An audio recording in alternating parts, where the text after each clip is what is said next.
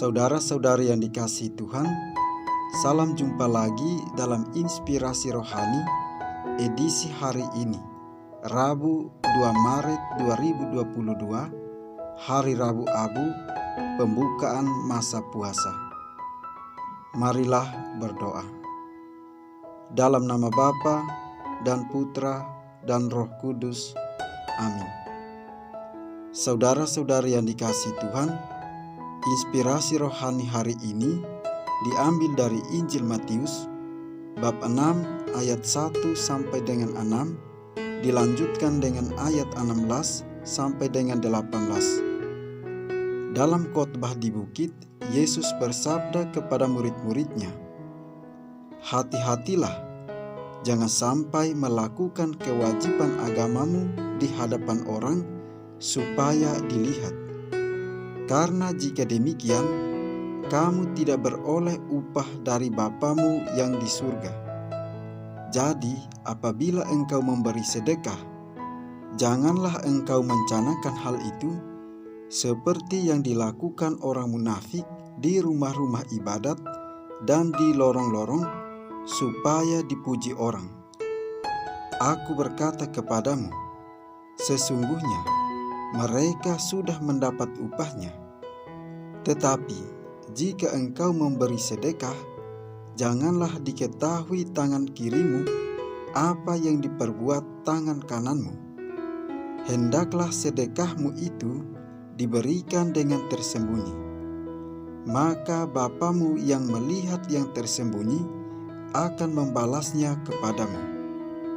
Dan apabila kamu berdoa, janganlah berdoa seperti orang munafik. Mereka suka mengucapkan doanya dengan berdiri di rumah-rumah ibadat dan pada tikungan-tikungan jalan raya, supaya mereka dilihat orang. Aku berkata kepadamu, mereka sudah mendapat upahnya. Tetapi jika engkau berdoa, masuklah ke dalam kamarmu, tutuplah pintu, dan berdoalah kepada Bapamu yang ada di tempat tersembunyi. Maka Bapamu yang melihat yang tersembunyi akan membalasnya kepadamu. Dan apabila kamu berpuasa, janganlah muram mukamu seperti orang munafik. Mereka mengubah air mukanya supaya orang melihat bahwa mereka sedang berpuasa. Aku berkata kepadamu, mereka sudah mendapat upahnya. Tetapi apabila engkau berpuasa, minyakilah kepalamu dan cucilah mukamu, supaya jangan dilihat orang bahwa engkau sedang berpuasa, melainkan hanya oleh Bapamu yang ada di tempat tersembunyi. Maka Bapamu yang melihat yang tersembunyi akan membalasnya kepadamu." Demikianlah sabda Tuhan. Saudara-saudari yang dikasihi Tuhan, hari ini dalam mempersiapkan sukacita Paskah yang akan datang, kita datang dengan rendah hati di hadapan Tuhan, memohon belas kasih dan pengampunannya atas dosa-dosa kita. Allah Bapa tentu tidak menghendaki kita binasa, melainkan supaya selamat bersama dengan Kristus yang bangkit. Karena itu, kita perlukan pembaharuan diri dan pertobatan. Penandaan dengan abu pada dahi kita merupakan tanda pertobatan. Tradisi seperti ini merupakan kelanjutan dari praktek dalam Perjanjian Lama, di mana orang yang bertobat mengenakan pakaian dari karung dan menyirami diri dengan abu. Saudara-saudari yang dikasihi Tuhan, dalam bacaan pertama dari kitab Nabi Yoel, kita dengar Tuhan memanggil kita kembali kepadanya. Tuhan bersabda, "Sekarang juga berbaliklah kepadaku dengan segenap hatimu, dengan berpuasa, dengan menangis, dan dengan mengadu." Kita juga diajak, untuk mengoyak hati kita dan bukan pakaian kita. Hal ini dikatakan Nabi Yoel karena ada kebiasaan dalam zaman Perjanjian Lama, di mana umat yang bertobat mengoyak-ngoyakan pakaian mereka sebagai tanda tobat.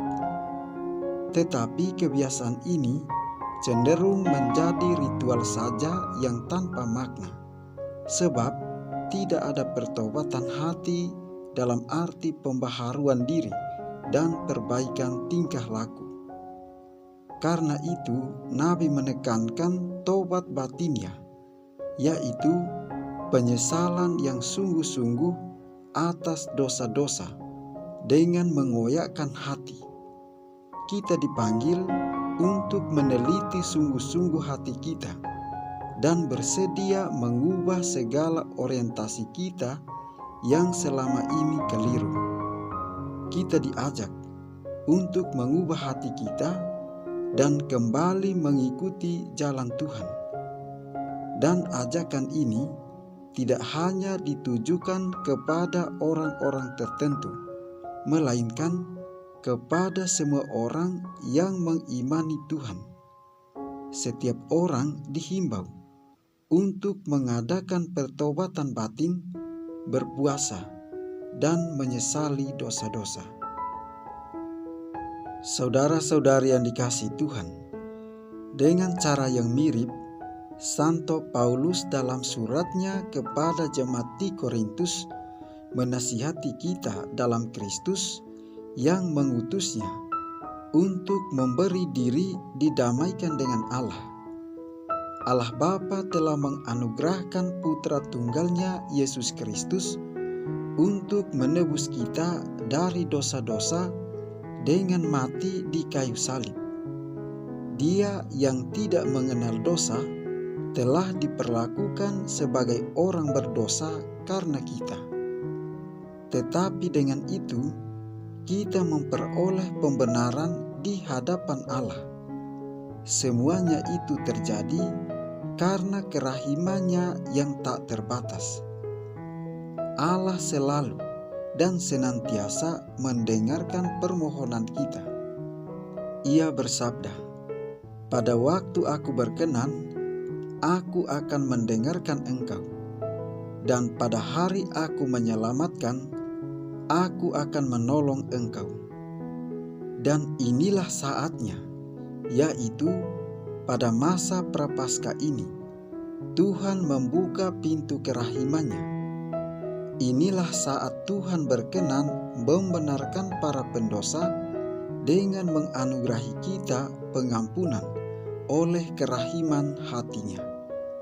Saudara-saudari yang dikasihi Tuhan, bagaimanakah cara kita masuk ke dalam pintu kerahiman Allah supaya diselamatkan? Dalam bacaan Injil hari ini, Tuhan Yesus sendiri memberikan jawabannya. Yesus menegaskan supaya kita membaharui cara hidup keagamaan kita. Bila kita melanjutkan cara-cara hidup beragama yang sekadar menjalankan peraturan, sekadar ingin dilihat orang, penuh kemunafikan, maka kita tidak masuk ke dalam kerahiman Tuhan. Saudara-saudari yang dikasihi Tuhan, hidup beragama bukan sekadar adat dan kebiasaan, melainkan menganut suatu jalan rohani, jalan spiritual. Kita harus menyembah Allah dalam roh dan kebenaran.